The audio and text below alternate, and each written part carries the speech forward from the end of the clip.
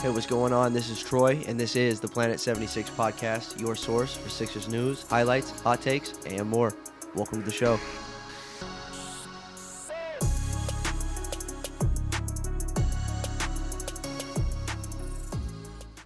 All right, welcome everybody to Planet 76, a podcast about your Philadelphia 76ers. I'm one of your co-hosts, Troy. I've got Michael with me. If you're new to the show, be sure to hit that subscribe button if you like what you hear. We're a weekly podcast currently in the off season. This is episode 11 for us. We started at the beginning of the playoffs, Michael. It's already been 11.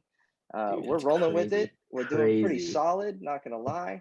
But today we've got something special going on. Michael, we're going to have a lot of guests, I think, in the tenure of Planet 76, but there's only one first guest ever on the podcast. So I'm going to let you introduce him.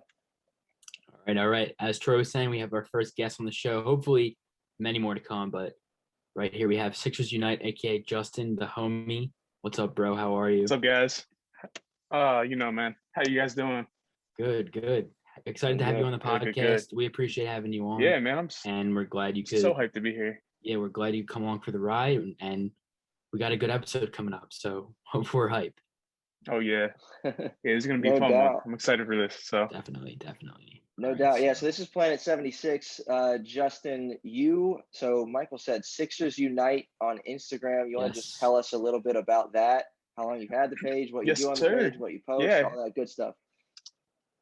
So it's just, Sixers edits, Sixers news, updates, stats, highlights, all that good stuff. I've been running it for about two and a half years now, up to 9,000 followers. So, we're going strong, continuing to build. So, hopefully 10K within the next year, hopefully. That's awesome. Let's get That's it. Awesome. For sure. I bet it's a grind too. I mean, how often does that look like posting wise off season during the heat of the playoffs? Like, it's a lot. Yeah, man. I mean, the heat of the playoffs, not gonna lie, got to me a little bit. I was got to the point where I was like, man, I'm not sure if I even want to do this anymore. It got to all of us, bro. Don't worry. Yeah, but it is a grind, man. I try to post daily as much as possible. I do work full time outside of it, so it's a little bit difficult to maintain. But for the most part, it's steady. It's really steady. So no doubt. That's awesome. Yeah. So go follow him. Go follow all. Yeah, go get him to 9K. Let's go. Content. Let's get him to 9K. Go get him to 9K followers. I'm like 12 away right now, so come on, guys. Sir, we'll go get him to 9K. We'll get you there. Sixers Unite, UNITE. Give him a follow. You won't regret it. All things Sixers. No doubt. We'll give him more opportunities to outside of my page. He's one of my favorites. That's right. There you go. Go check him out. Trust 11 Sixers Unite are my top two favorites. Just saying. Let's go.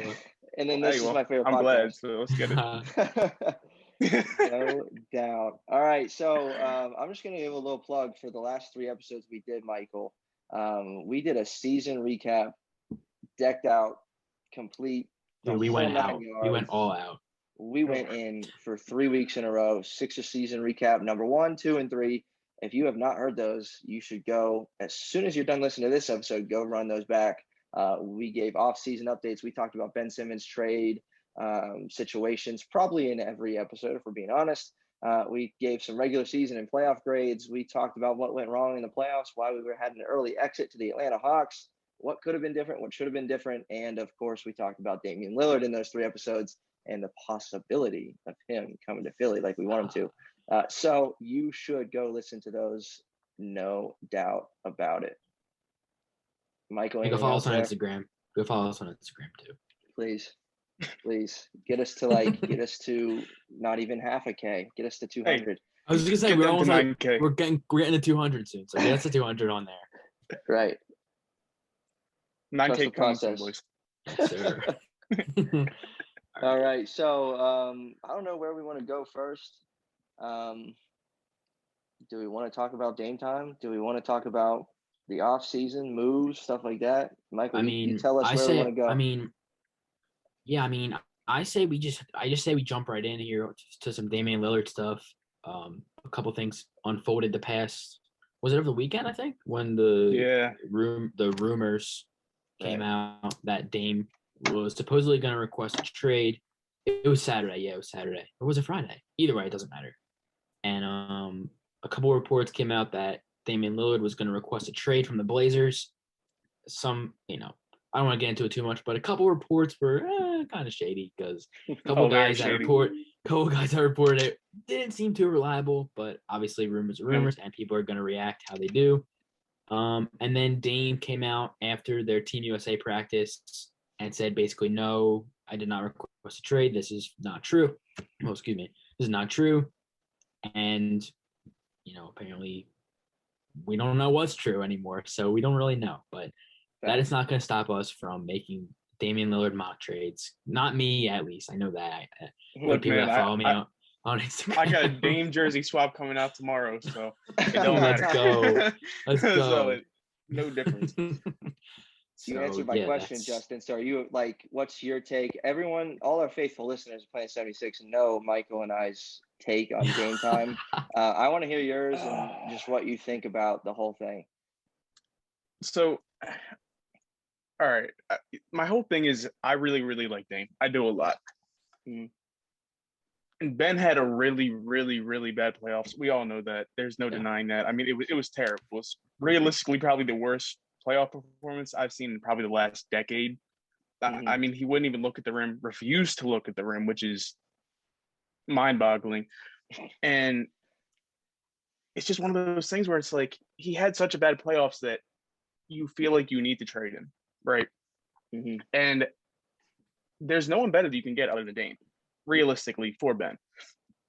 But if you trade Ben, you have to trade the farm. If you really want Dame that bad, you have to be willing to give up Maxey. You have to be willing to give up Matisse, first round picks. And at that point, are you really making yourself a contender? Because I mean, you're giving away Matisse, who realistically is going to be a defensive player of the year candidate at some point in his career. He's going to be a defensive player of the year. I'm happy to say that's an easy bet for me. Agreed. If he starts next year on the Sixers, I think that he has a chance to be defensive player of the year. You'd give away Maxey, who is very promising.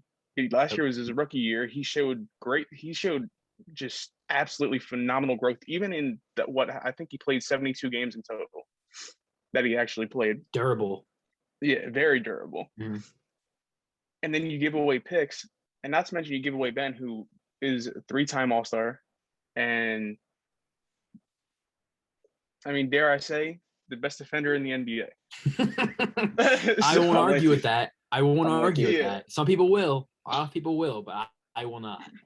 I just feel like it's a lot to give up for Dame, and it's one of those things that if you're in win now mode, you do have to get Joel a championship, because I mean, realistically, how long is he going to hold up? He's 27, going on 28.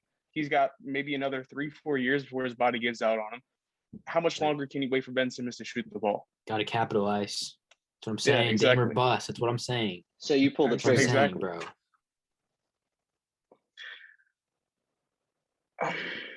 It's hard to say. It really is, because I,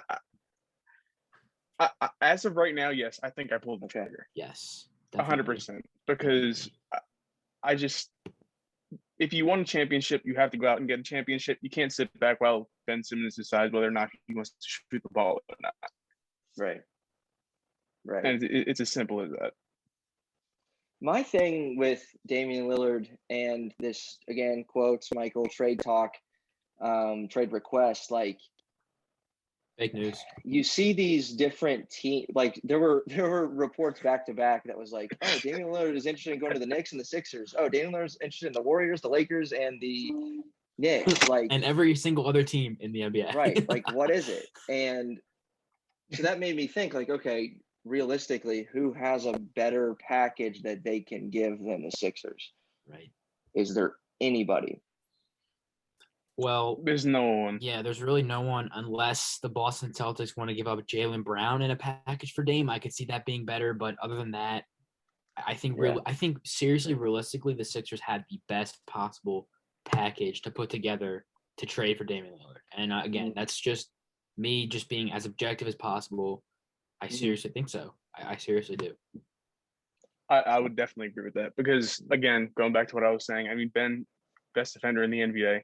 Yeah. Just on potential alone, I mean, granted, he's been in the league for 5 years, 4 years playing. 4 years, that's a long time, but he's only 25 as of today. Yeah. Yep. Happy birthday, Ben. Yeah, happy birthday, Ben. Shoot the ball. Shoot the ball now. Do it. No, Tired but of this. yeah, honestly, bro. Like, just you're doing the one thing that everybody in basketball actually wants. You're not doing the one thing that everybody wants to do. That's why everyone plays basketball, is because they want to shoot the ball. No one wants to go out and get triple doubles all day long. Shoot the ball, Ben. Yeah, but I mean, I do think the Sixers have by far the best package for Dame. Yes, definitely. It's just on Ben's potential alone, you could probably make it work since Dame is 6 years older than he is. And then you throw in again Matisse, who's going to be a defensive player of the year one day. You throw in Maxey, who's very young and has a really, really high ceiling and multiple first-round picks. Even with Jaylen Brown, I don't see that the Celtics having nearly as good of a trade package. Yeah. Right. Yeah, that's what I'm saying. If the Celtics do decide to give him up, again, I still would probably give the edge to a possible Sixers deal. And you already know Daryl Morey is making calls all day. You already know he's trying to get his wiggle his little fingers and everywhere. Talks in. Yeah, exactly. Yeah, and I think the Sixers, like, I mean, we're just waiting on Damian Lillard to officially request a trade, and then it's go time. Because again, Ben's the most enticing guy out there that, on one of these teams that you could potentially see Damian Lillard being shipped off to. As much as people like to rag on him, Ben, again, 25 today, defensive player of the year candidate for the next 10 years, literally, like, he's good.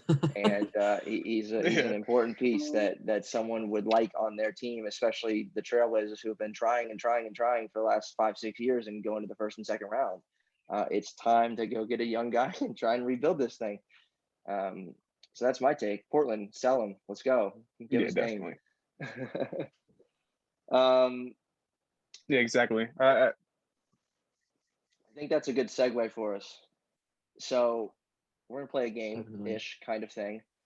Oh, no. Oh, boy. All right, let's do it. A lot of what we're going to get into is packages or ideal offseason, realistic offseason, if Ben stays or if he's traded.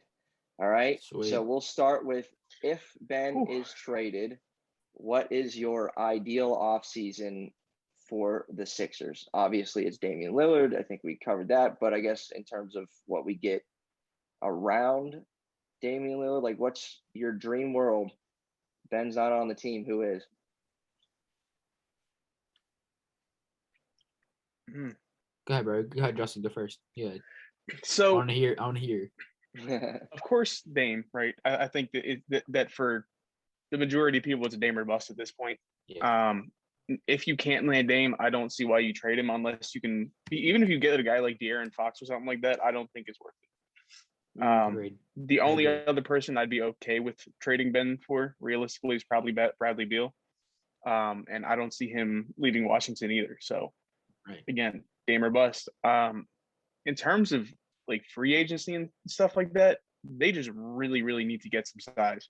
I mean, we struggled so badly last year at the 4 and at the 3. Yes, especially the backup 4. Yeah. Backup wings were huge for us. You can't rely on Mike Scott. I think that's kind of obvious, considering he blocked all of us on Instagram. Get out of here. He needs to leave. He needs to leave the city. Mike Scott, if you're listening, Mike, by the way, it turns out since you blocked me, Mike Scott, you are in fact a bitch. But yeah, but see what you did there. Took me a second.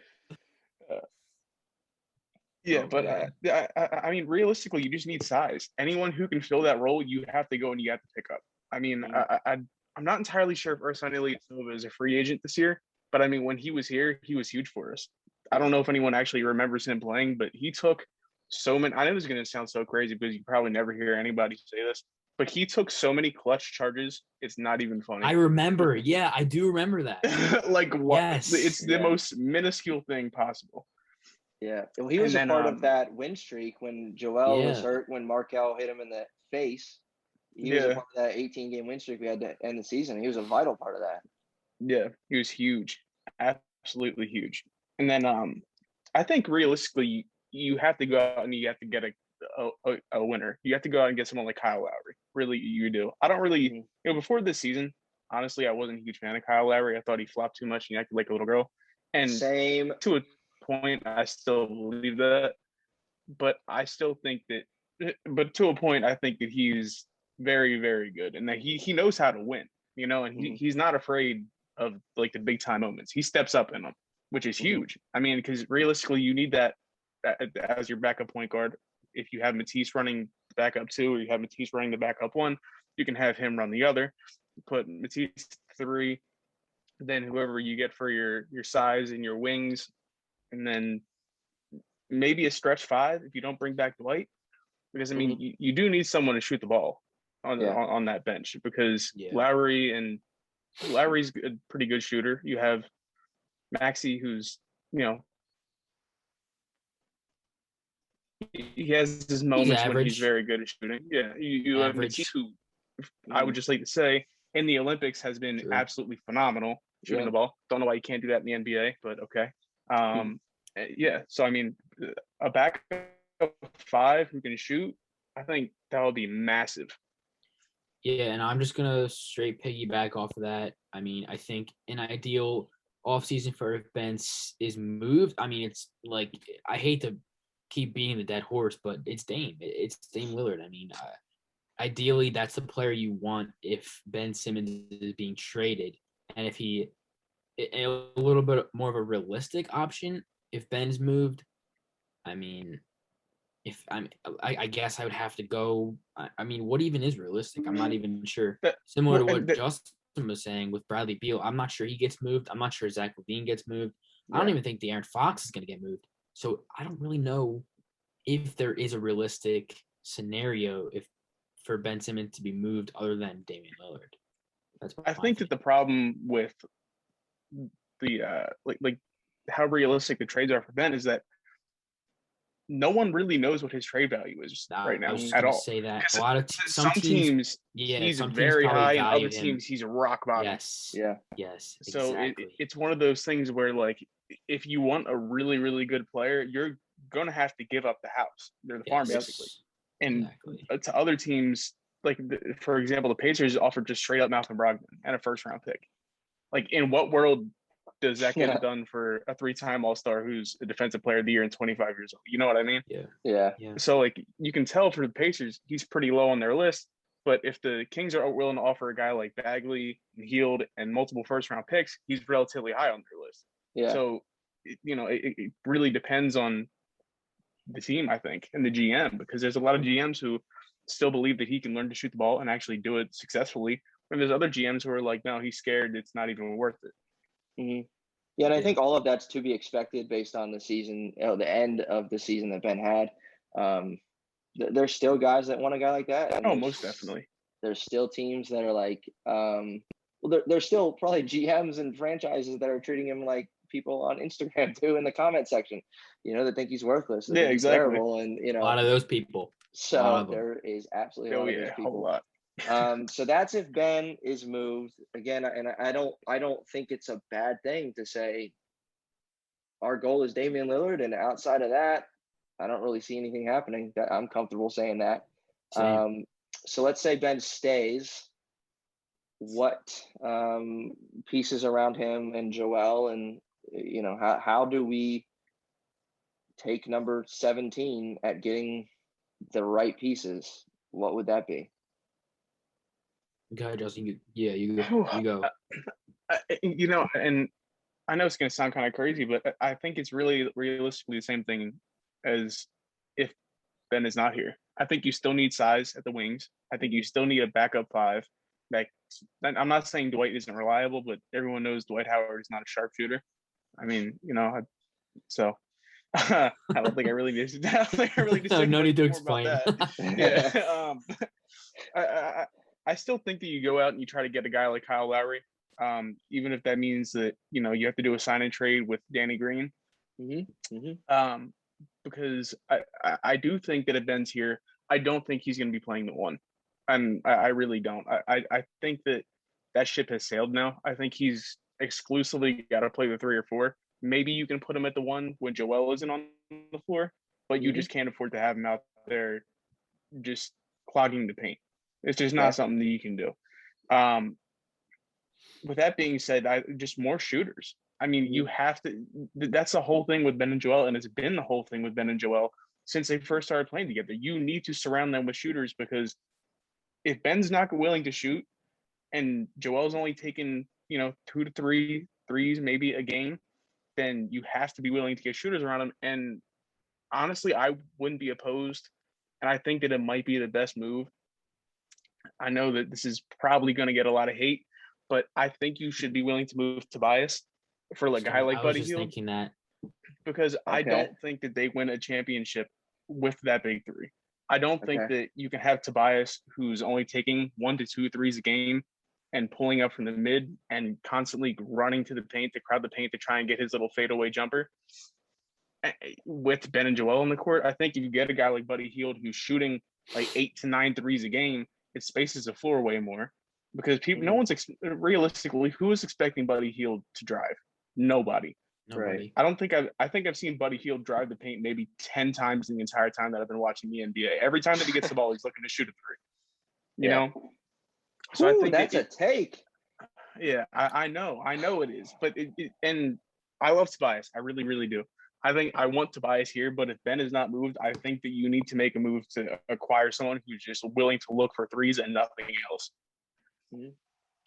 Yeah, I honestly, I'm gonna agree with a lot of what you just said, because I think, and I was kind of thinking this after Game 7. Actually, I thought to myself, everything needs to be looked at, and every option. Everything needs to be evaluated, because the Sixers need to do something. They need some sort of flexibility. They need some sort of change, whatever it may be. So if Ben stays, I'm gonna again piggyback off of what Justin said. An ideal or realistic offseason could look like getting a point guard to play alongside Ben Simmons, to play off of Ben Simmons, and a point guard for Ben Simmons to play off of, vice versa kind of thing. I think Kyle Lowry would be perfect. Obviously, sign and trade Danny Green. I also think the idea of Alonzo Ball would be a good idea as well. He's a little younger, obviously a little better defensively. Right. But I think the idea of putting a point guard alongside Simmons and sliding him to one of the forward spots, that's something to try. I mean, the Sixers haven't really tried that for any consistent amount of time. I think that's something to try. And then, like Justin was saying, depth, more importantly, wing depth, whether it be at the 3 or 4 spot off the bench. I mean, that's extremely important, and something that I mentioned earlier we didn't have this past season. Yeah. There's a huge hole in the team.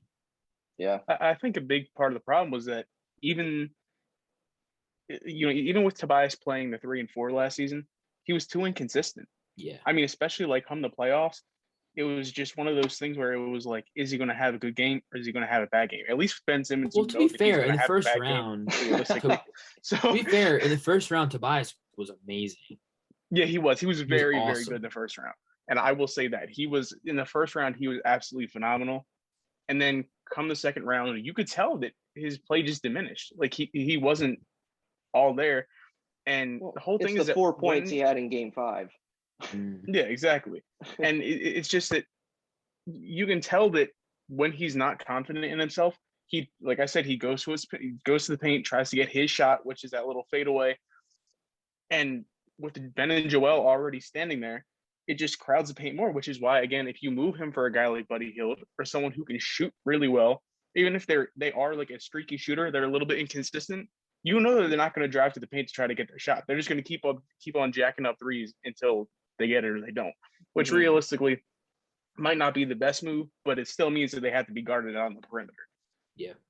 I think for sure that everyone besides Joel Embiid is probably on the table. Oh yeah, definitely. No doubt. And again, I love Tobias Harris. I was posting about him all season long, all-star, all this stuff. He's great. He's one of my favorite players. Oh, he should have been an all-star.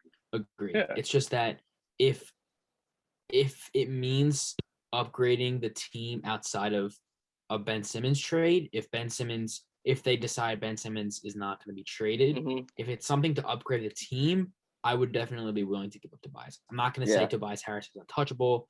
because no one besides Embiid is untouchable. And that's just, I feel like that's something that all Sixers fans need to come to the conclusion of now. Even Seth Most Curry. definitely. I mean, I love Seth Curry too, but if it's something worthwhile, I'm giving up Seth Curry. Sure. Yeah, definitely. And I think that, I mean, for me, what the Sixers need is bench shooting. I mean, you guys touched on it. Yes. But if I see a playoff lineup, particularly in Game 7, composed of Ben Simmons, Matisse Thybulle, and Dwight Howard on the court at one time, again, I'm going to lose my mind. That can't happen. It was bad. And 3 guys that belong nowhere near the three-point line. Matisse shoots them occasionally, but he's not there yet, where it's like guard him kind of thing. You add a couple guys on our bench that can really knock it down. And again, think about the other guys on our bench. We have one guy, correct me if I'm wrong, we have one guy that's like, you need a 3, you go to him ish. It's Furk. It's gotta be Furk. The other guys, you got Shake and Tyrese who can knock it down a little bit, but that's not their game. And I can't name another contender that doesn't have at least 2 knockdown shooters. I mean, I'd say realistically, maybe Isaiah Joe if he ever got any playing time, but he doesn't. And I mean, and he's a rookie, so you can't play him in the playoffs, especially after you haven't played him the entire season. So it's just one of those situations. And actually, I will say, if the Sixers, can't sign a reliable backup 4, I wouldn't mind seeing Paul Reed get more play time. Realistically, because he was a very bright spot on the team. I thought he was really productive in the minutes that he got. That's what I'm saying. Yeah. Why not? Anything else, Justin, that you personally want to see from guys on our current team? Like, you want to see so-and-so improve in this next year kind of thing? Honestly, I'd like to see Maxey get a better 3-point shot, which, I mean, from the video that he posted from Chris Johnson the other day, it's looking like he's been working on it. So, I mean, that's phenomenal. It'll just be nice to have a point guard who's willing to shoot and actually shoot the ball. Yeah. I don't think I even need to say what it is with Ben, because I think all of us know, realistically. It's just, actually be willing to shoot the ball. I don't care where you shoot the ball from. Just, take the damn shot. I think a big one that isn't really noted on that often is Matisse's all-around offensive game. Improve. If Matisse makes any improvement in his offensive game, he's a starter in the NBA. Oh, easily. He just needs that one little bit to make that next step, and he's a starter. I don't even think it's necessarily that he needs to improve on offense. I think it's that he needs to be aggressive on offense. Because, I mean, if you watch him during, the not FIBA World Cup, during the Olympics at all, he's been very good. I mean, realistically, he's been pretty great on offense. Yeah. So I just think that he's almost has Ben Simmons syndrome, where he doesn't want to be aggressive. I think he's trying to pick his spots, and instead of just attacking the rim because Joel's out there, he just kind of sits back and plays defense. And it becomes one of those situations again, where if you have him and Ben on the court at the same time, it's a 3-on-5 at all times. Yep. Precisely. Yeah. And that's not what you want. We saw the issues in the playoffs. It killed us. That's why we're at home right now. Or sobbing. We were knocked out a month ago. Yeah. I quit sobbing like a week ago. So I mean, I'm so over it. I still cry myself to sleep at night, but I tell everybody that I haven't cried at all. So. It was rough. Oh man. Anything else you guys want to hit on? No, I mean, I think we pretty much covered everything that we planned to, and I think that was solid. So I mean, no doubt. Hey, Sixers unite! Give this man a follow. Yes. Get him to Check him 9K. out. Get me to 9K, but Get also him to get them 9K. to 200. So Yeah. get Planet 76 Yes. 200. Come on, guys. Let's go. Hey, Yes, you help us, we sir. help you. This is Planet 76, a podcast about Philadelphia 76ers. You should send this, Michael. Who should they send this to? Send it to anyone that you know. Send it to your uncle or anyone. More importantly, send it to Chris Johnson. Let him know that make sure he gets Ben to shoot that bitch. I will. Yeah. If Chris Johnson, if you're listening or watching this, help Ben Simmons, please, because it will help us. So that'd be great. Thanks. It'll help Ben. Thanks in advance, really. No doubt. I'm sending it to some people in Portland because we want one of your guards, and his name is not CJ McCollum. Just so you know. Thanks. All right, boys. All right. I think that's a wrap. Yes, sir. Planet 76. Justin, thanks for coming along. We'll definitely have you on again. Yes. Oh, dude, anytime you guys want. Part 2 coming soon. Let's go. Oh yeah. I'm hyped. Let's get it. Anytime. All right, peace. All right, have a good one, guys. Let's go.